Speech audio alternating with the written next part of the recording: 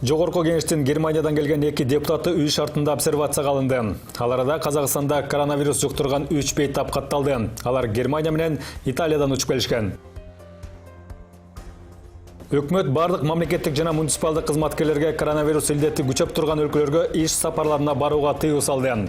Талап коронавирус илдети боюнча кырдаал жөнгө салынганча иштейт. Кече $2000 пара алып жаткан жеринен кармалган судья бүгүн жумушка чыкты.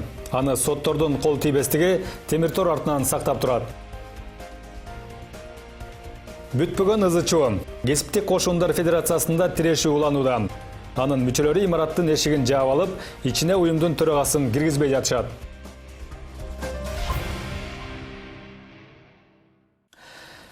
Саламатсыздарбы. Эфирде НТС телеканалынын жаңылыктар маалымат кызматы, студияда Алтынбек Бедилов. Жогорку кеңештин депутаттары Аида Касмалиева менен Абдыбек Дүйшалиев үй шартында карантинге алынышты. Бул тууралуу төраганын орун басары Касмалиева өзү билдирди. Парламентарийлер түндө Германиядан иш сапарынан учуп келишкен. Айтымдарында аларды аба майданынан текшерип, коронавируска анализ алгандан кийин үй шартындагы 14 күндүк обсервацияга жөнөткөн. Мындай карантинге туш болгондор үйдөн чыкпай, карантин аяктаганча дарыгердин көзөмөлүндө болушу шарт. Белгилей кетсек, буга чейин Германия, Франция, Испания, Сингапур, АКШ сымал өлкөлөр менен 2-чи категорияга кирип, ал жактан учуп келгендер үй шартындагы карантинге жөнөтүлүп жаткан. Бирок кече өкмөт коронавирустун алдын алуунун жаңыланган алгоритмин кабыл алып, анда Германия 1-чи категорияга которулган болчу. Ага ылайык аталган мамлекеттен түз же транзит менен учуп келгендер атайын даярдалган жайларда обсервация өтүшү зарыл.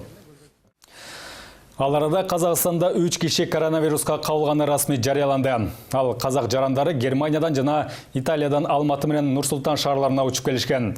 Буга чейин өлкөнүн башкы санитары Жандарбек Бекшин коронавирус Казакстанда 11 марттан 16 мартка чейин аныкталат деп айткан болчу. Бүгүн болсо Кыргызстандын тиешелүү мекеме жетекчилери журналисттер үчүн пресс-конференция өткөрүп, анда акыркы кырдаал боюнча маалымат беришти. Айтымдарында өлкөдө эпидемиологиялык абал туруктуу. Бардык иштер илдеттин алдын алууга багытталган алгоритм боюнча жүрүүдө. Бирок үй шартында карантинге алынгандардын саны өсүп жатканы маалым болду. Теманы Кайыр Жайлебеков улантат. Кытайдан чыккан илде дүйнөнүн 120 мамлекетин каптады. Бул өлкөлөрдүн катарына эми Казакстандагы кошулду. Маалыматтар боюнча алар дароо эле стационарга жаткырылган. Бейтаптардын бири 9-чу, экинчиси 12 мартта 2 бөлөк учак менен Казакстанга келишкен экен.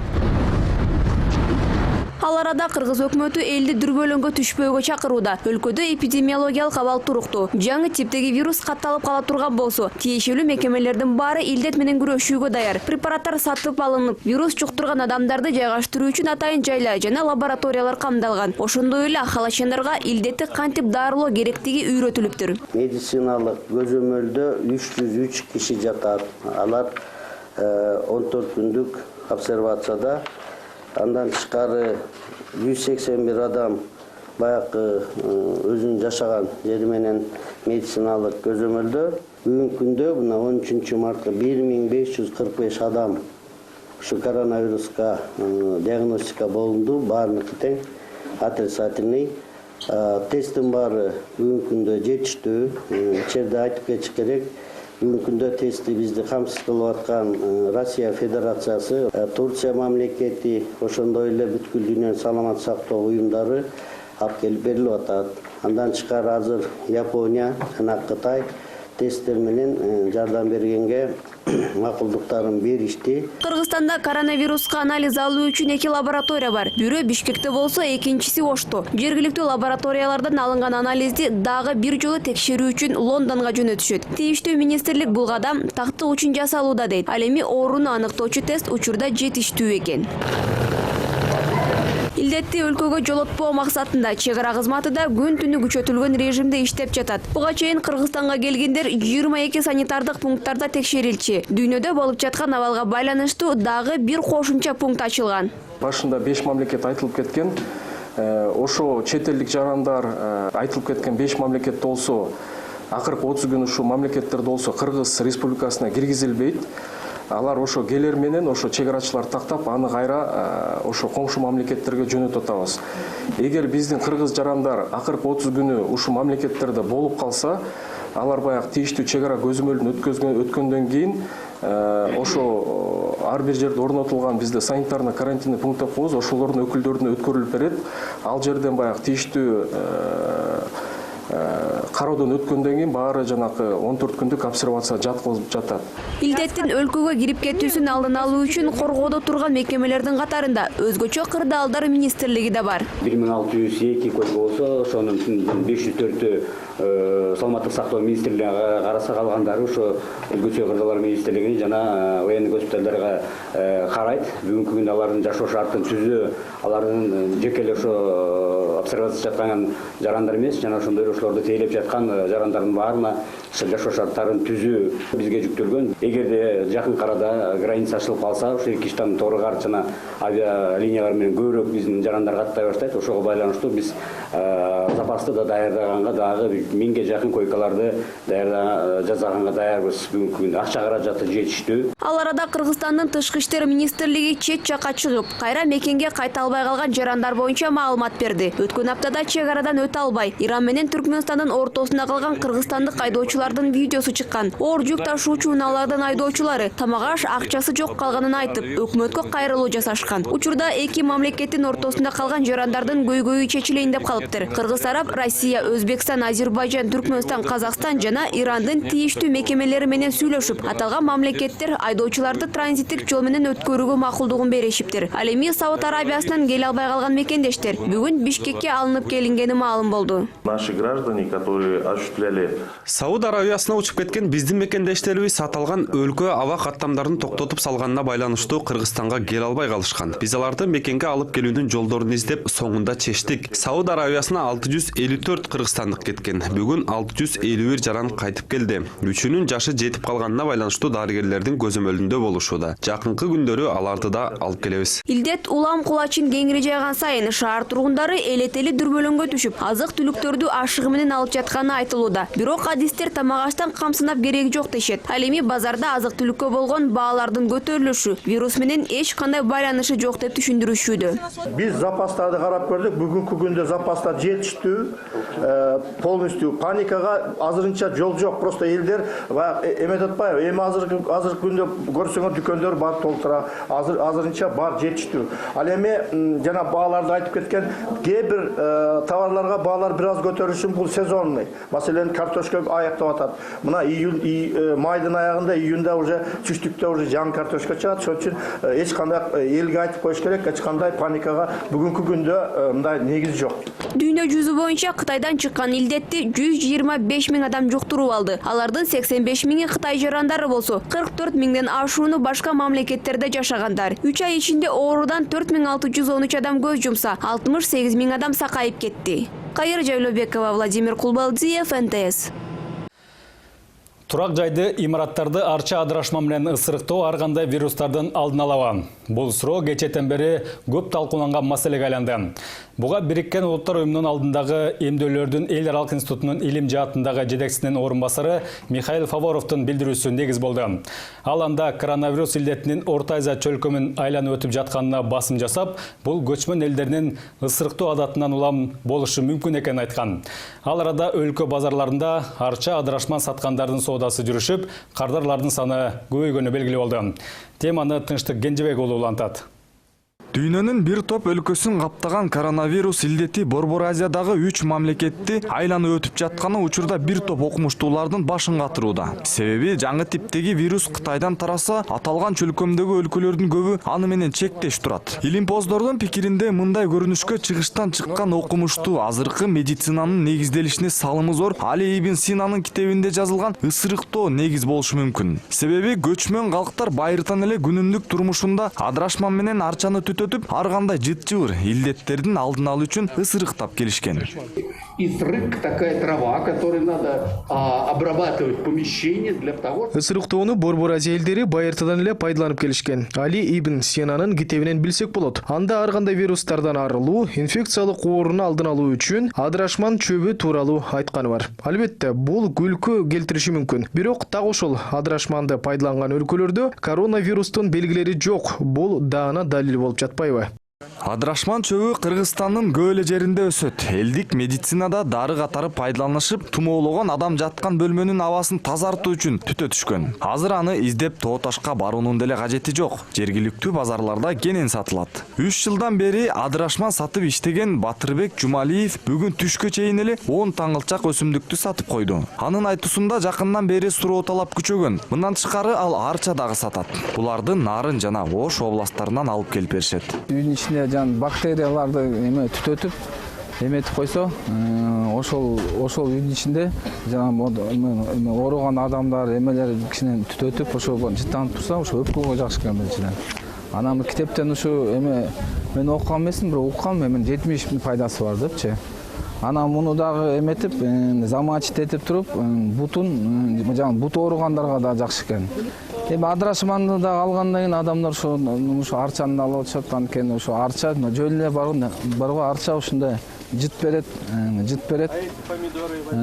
Бирок бул деген бактерия өлтүрөт экен, мындай жыт берет. Жергиликтүү базарлардагы соодагерлердин айтуусунда бул адырашманга болгон суроо талап акыркы күндөрү күчөп баштады. Мурун ушундай таңылчактан 10ду күнүнө сатышса, азыркы тапта 20дан 30га чейин ушундай таңылчак сатып жатышыптыр. Азыркы тапта баасы өзгөрбөй эле, мурункудай эле 30 сом. Ал эми арчага болгон суроо талап күчөбөй эле мурункудай эле экен. Арчанын баасы болсо 20 сом. Бишкек шаарынын тургуну Руслан болсо мурдатан эле ар кандай жамандыктан сактануу үчүн үйүн жана унаасын арча менен аластап келгенин айтат. Жакындан тарта ал адырашманды дагы пайдалана баштаган. Ушинтип аластайм. Үйгө алып барып үйдү аластайм. Бул негизи ата бабадан калган салт.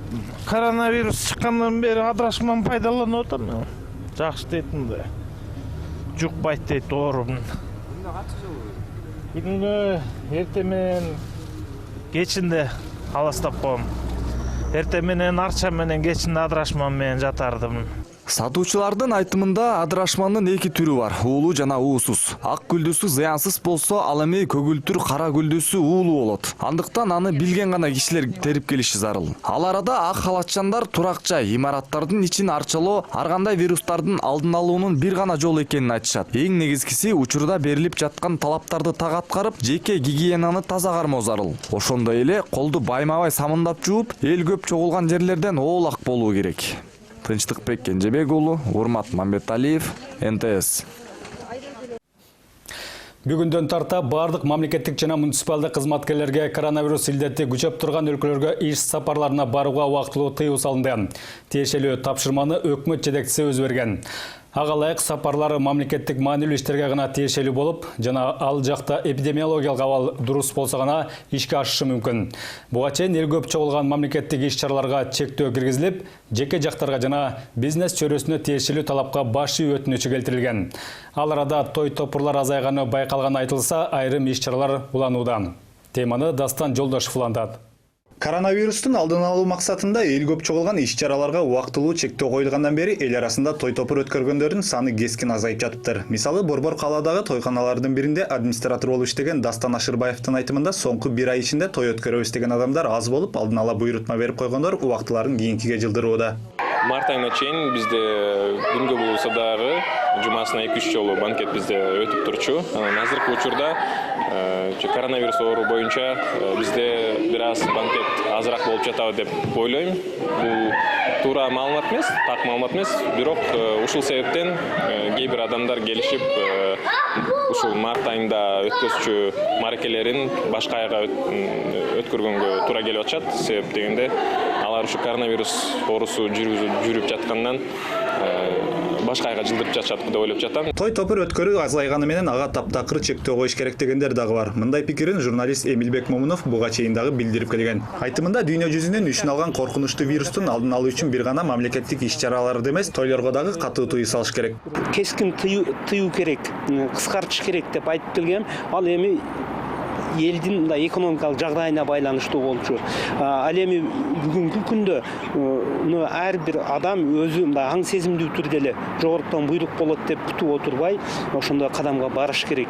Анан 200 адамды чакырып, ресторанда той берип, же Кур'ан окуткан, эми бул өтө опурталдуу болуп калды. Себеби ошонун ичинде Кудай анын бетин ары кылсын, бир адам ошондой бир илдет менен ооруган болсо 200 адамга жугат, 200 адам 2000 адамга жугузат дегендей массалык иш-чараны токтотуш керек. Буга чейин бардык мамлекеттик маданий жана спорттук иш-чараларга чектөө койулган. Тиешелүү мекеме адамдар көп чогулган жайларга убактылуу барбай турууну сунушташууда. Бул базарлар, соода жана диний жайлары. Бирок азырынча аны аткаргандар байкала элек. Ал эми эл көп чогулган жерлердин дагы бири мечиттерге сунуш берилгени менен эч кандай чектөө коюлбаптыр. Каалоочулар 5-күн сайын жума намазга чогулуп жаткан учурда дагы элдер көп эле чогулуп жатыптыр. Кыргызстан мусулмандардын дин башкармалыгы азырынча өлкөдө коркунуч жараткан вирус жоктугуна байланыштуу жума намазга чектөө койбогонун билдирди. Бирок кырдаал өзгөрүп кетсе, муфтият сөзсүз түрдө чара көрөт экен. Ошондой эле дарттын алдын алуу үчүн өлкөдөгү бардык мечиттерде дезинфекция жүргүзүлүп, диний ишмерлерге дагы түшүндүрүштери өтүп жатат. Жума намаздары кадимкидей тартипте эле өтө берет. Болгону биз ошол элдердин ден соолугун багылуу мечитке көп жамаат келгендиктен биз алардын ден соолугуна биринчиден кам көрүшүп ошон үчүн биз биринчилерден болуп жанагы дезинфекциялоо, тазалоо иштерин тапшырма бергенбиз да. Ал эми жума баяндар кадимкидей эле тартипте өтө берет. Болгону ошол намаз учурундагы мисалы 10 мүнөттүк окула турган сүрөлөр болсо, ошолор 5 мүнөттүк болуп, 4 мүнөттүк болуп кичине кыскартылат.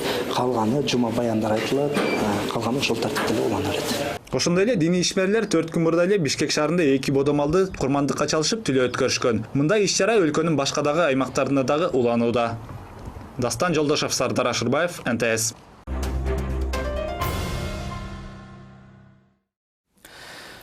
Президент Сооронбай Жээнбеков бүгүн жогорку сотко барып, сот системасын санариптештирүү процессинин жүрүшү менен таанышты. Жолугушууга онлайн видеоконференц байланыш аркылуу жергиликтүү соттордун судьялары катышты. Президент сот системасын санариптештирүүгө өзгөчө көңүл бурулуп жаткандыгын белгиледи. Анткени бул коррупция менен күрөшүүдө жана адам фактарын азайтууда негизги курал болуп саналат. Ошондой эле мамлекет башчысы судьялардын этикалык жүрүм-турумуна жана ак ниеттүүлүгүнө басым жасады. Өз кезегинде жогорку соттун төрайымы Гүлбара Калиева сот тутумундагы жүргүзүлүп жаткан иштер боюнча маалымат берди. Өлкөнүн жергиликтүү сотторунда бардык инстанциядагы соттордун ишинде жумуш процесстерин автоматташтырууга багытталган соттун автоматташтырылган маалыматтык тутумун орнотулуп иштеп жатат. Бүгүнкү күндө биринчи инстанциядагы 64 сот жана экинчи инстанциядагы 2 пилоттук сот туташтырылган. Сот системасына материал жактан дагы колдоо биз тараптан болот. Анткени сот системасы бул өзүнчө бийлик бутагы. Сот системасынын таасири абдан чоң. Адамдын тагдырына, мамлекет тагдырына жоопкерчилик таштайт абдан чоң да. Ошон үчүн сиздер сот реформасын ишке ашырганга абдан көңүл буруңуздар, буруп үлгү болуңуздар. Кыргыз Республикасынын жогорку сотун санариптештирүү максатында атайын багыттагы Optima A2 сканери алынды. Optima A2 сканери 2 режимде иштейт. Көргөзүп кетсек, ручной режиминде саатына 840 барак сканерлөөгө болот. Автоматтык режиминде саатына 1400 барак сканерлөөгө болот. Сканерленген документтер атайын дата борбордо сакталат. Керектүү документтер менен тез убакыт ичинде таанышканга мүмкүндүк болот. Бир архивдик коробкаларга салынган иштердин баары ошол дайыма сакталуучу. Биздин өзүбүздүн структуралык бөлүмдөрдө каралган иштер сакталат. Мындан башка өздүк курамдын иштери 75 жыл сакталуу мерчеми менен турат. Мунун баары бизде нускаманын негизинде ошолдо жогорку соттун, Кыргыз Республиканын жогорку сотунун жана жергиликтүү соттордун архиви боюнча деп нускаманын негизинде иш алып барабыз. Кече пара алып жаткан жеринен кармалган судья бүгүн жумушка чыкканы белгилүү болду. Бул маалыматты Фемида өкүлү иштеген Бишкектин 1-май райондук сотунан да тастыкташты. Аны колго түшүргөн Фин полициясы соттордун кол тийбестиги бар болгондуктан аны кое бергенин билдирүүдө. Ал эми шектүүгө карата кандай чара көрүлө турганын башкы прокуратура берген сунуштамага жараша болот. Азырынча соттор кеңешинин тартип комиссиясына эч кандай өтүнүч келип түшө элек экен. $2000 пара жана ага кайсы кылмыш иши оңунан чечилмек? Нурзада Сыдыкбекова сураштырып келди. Коррупция жана пара талап кылуу беренелер боюнча экс аткаминерлер, мурдагы жетекчилер жана экс депутаттарга байланыштуу процесстердин басымдуу бөлүгү Бишкектин 1-май райондук сотунда өтөт. Алардын кээ бирлери боюнча Фемида өкүлдөрү чечим чыгарып, күнөөлүү делген адамдар темир тор артына кесилсе, бүгүнкүгө чейин уланып жаткан башка жараяндар дагы толтура. Бирок бул жолу укук коргоо органдарынын кылтагына да ушул Бишкектин 1-май райондук сотунун судьясы түшүп, ал өзүнүн иш бөлмөсүндө акча алып жаткан жеринен кармалганы айтылууда. 12 март саат 12:21 бир катар кызматкерлер бул убакта түшкү тамактанууга кетсе, 1-май райондук сотунун судьясы Максат Орузбакова өз кабинетинде пара алып жатканы кабарланды. Мунун баары жашырын видеого тартылып алынганын көрүүгө болот. Фимполчулар Фемида өкүлүнүн иш бөлмөсүнө кирип келип, тинтүүгө ала башташкан. Документтерди жана шкафтын ичи толугу менен текшерилип, андагы жаңы сатылып алынган көйнөктөн бери тасмага түшүп калган. Акыры пара катары берилген ири суммадагы акча Максат Орузбакованын кол баштыгына салынган бүктөлгөн ак кагаздын ичинен табылган. 5, 6, 7, 8, 2000 долларов. Өздүк булактар берген маалыматка таянсак, пара берген адам Ички иштер министрлигинде иштеген тергөөчүнүн атынан келген. Ал убагында милициядан айдалып, бирок соттун чечими менен кайра ишине кайтып барган. Жумушсуз жүргөн күндөр үчүн Ички иштер министрлигинен акча төлөтүп алууну каалап, өтүнүч менен сотко кайрылган. Аталган мекемеден ала турган суммасы 300 000 сом экен. Ал эми судья анын пайдасына чечим чыгаруу үчүн $2000, сом менен алганда 138 000 талап кылган. Тагыраагы тергөөчү Ички иштер министрлигинен доолап жаткан акчанын дээрлик жарымына Максат Орузбакова ээ болгусу келгени айтылууда. Мындан улам милиционердин өкүлү судьянын үстүнөн арыз жазып, ал ошол эле күнү кармалып отурат. Сотрудниками государственной службы по борьбе 2020 жылдын 12 мартында экономикалык кылмыштуулукка каршы күрөшүү мекемесинин кызматкерлери комплекстик ыкчам тергөө иш-чараларын жүргүзүп, Бишкек шаардык 1-май райондук сотунун судьясын $2000 пара алып жаткан жеринен кармашкан. Азыркы тапта Финполиция тарабынан сотко чейинки өндүрүш иштери жүргүзүлүүдө. Ошондой эле бул ишке тиешеси бар делген башка адамдар да аныкталып жатат. Ири суммадагы пара алып жаткан жеринен кармалды делген 37 жаштагы судья Максат Орузбакова кече түндө кайра эле кое берилген. Анын камалышына судьялык кол тийбестиги жол бербейт. Бүгүн ал 1-май райондук сотунда өз ишин улантып жатканы белгилүү болду. Жумушка да кадимкидей эле чыккан. Бирок Максат Орузбакованын өзү менен жолугууга мүмкүн болгон жок. Кабинетинен дагы таба алган жокпуз. А өзү бүгүн жумушка чыктыбы негизи? Руководство президент секретарь бар, ушул жактан информация ошол беришет. Мен билелери жок дегенде, иштеп атабы, иш ордундабы же отстранение жок деген. Иш ордунда иштеп атат, отурат баары. Судья ал Максат Асанкулович, у судьи есть неприкосновенность деген бар, презумпция невиновности деген понятие бар да. Ошолордун баардык немелер азыркы учурда тергөө мероприятиялар баардык нерселер жүрүп атат. Ошол себептен биз сиздерге азыр баарыңыздарга ответти жакшылап даярдап туруп, баарыңыздарга рассылка кылабыз. Ата процесстерге катышып атат да, уже как нормально. Учурда судья Орузбакованын процесс коюлганбы, коюлган эмеспи, ал жөнүндө менде азыр маалымат жок. Бирок жумуш ордунда отурат, иштеп жатат. 37 жаштагы Максат Орузбакова 2011 жылдан тарта Бишкек шаардык сотунда судьянын жардамчысы болуп 3 жыл иштеген. 2018 жылы 1-май райондук сотунун судьялыгына талапкерлигин коюп, 3 адамдын ичинен упай боюнча 2-чи орун алып, бул орунга өтүп, ошол эле жылы бекитилген. Жарандык иштер боюнча процесстерди алып барган Максат Орузбаковага карата өткөн жыл ичинде эле 2 жолу дисциплинардык чара көрүлүп, эскертүү берилгени айтылууда. Бул жолу судья жоопкерчиликке тартылабы же жокпу белгисиз. Бирок пара алганы тергөө тарабынан далилденсе, башкы прокурор соттор кеңешинин алдындагы тартип комиссиясына судьяны жазалоого уруксаат сурап кайрылат. Бул маселе боюнча тартип комиссиясына эч кандай кайрылуулар келип түшө элек. Келип түшсө, тартип комиссия мыйзамдын чегинде өзүнүн тартиби менен карайт. Ошол боюнча анан маалымат болот. Эгерде бүгүн келип түшсө, канча күнүн ичинде чечим кабыл болот? Бүгүн келип түшсө, эртең келип түшсө канча күн? Жакын арада эгерде келип түшө турган болсо, эми түшкөн малдын тартып мыйзам боюнча тартип комиссия 1 айдын ичинде иликтейт.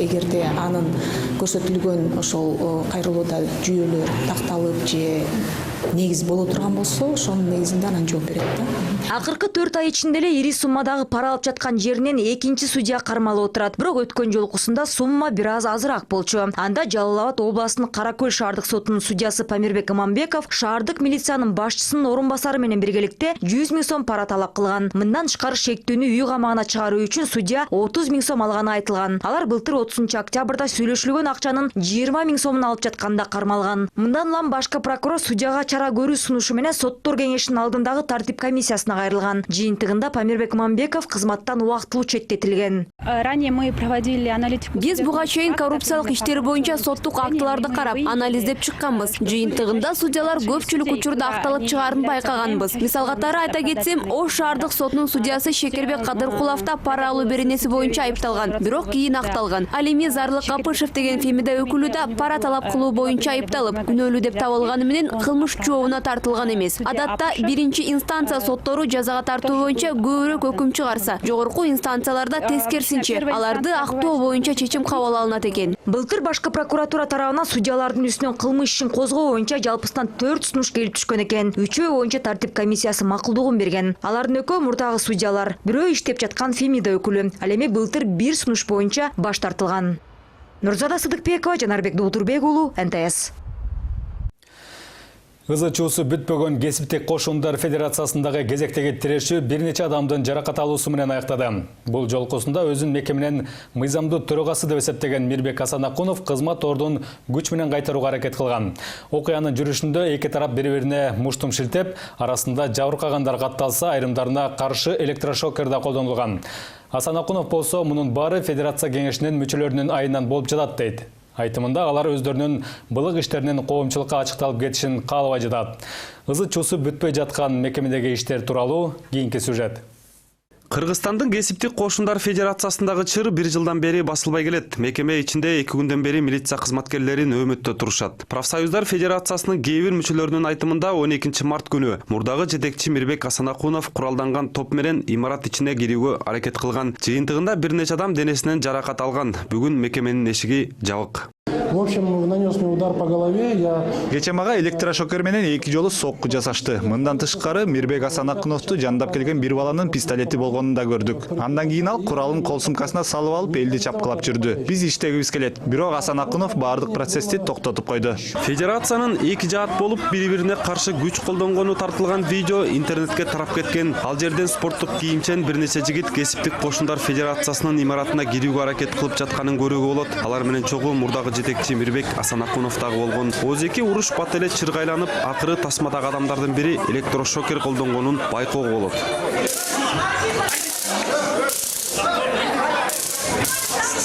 Окуя катталган учурда имарат ичинде коопсуздукка жооп берген 6 кызматкер болгон. Алар федерацияны басып кирген адамдарды токтотконго аракет кылышкан. Бирок алар абалды жөнгө салбай, Мирбек Асанакуновдун жолун тазалап бергенге аракет кылып, жабыркагандарга көңүл бурбай койгону айтылууда. Мурдагы кызмат ордуна келүүгө аракет кылып жаткан Мирбек Асанакунов 5 февраль күнү федерациянын кеңешинин чечими менен кызматтан алынган. Бирок ал киши 3 жыл бою ээлеп турган ордун бошотууга макул эмес. Тез чараларды колдон болсо бул жерде жагдай өтө кырдаал курч болуп турат. Кан төгүлүп кетиши мүмкүн болуп турат. Мына азыр эле 1 саат мурда биз Асанакунов менен дагы бир сүйлөштүк. Мүмкүн макулдашууга келип калабыз деген үмүт менен. Бирок ал киши айтты, жок. Мен келем, ордунда отурушум керек деп туруп.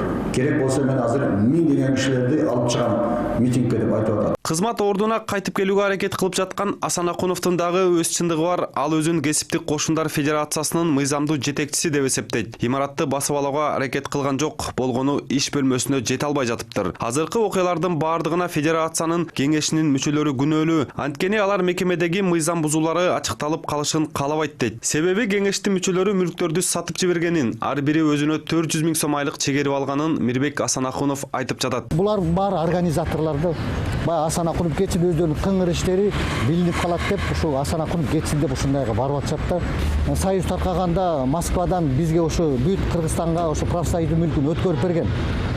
Кыргызстан профсоюздар федерациясыначы.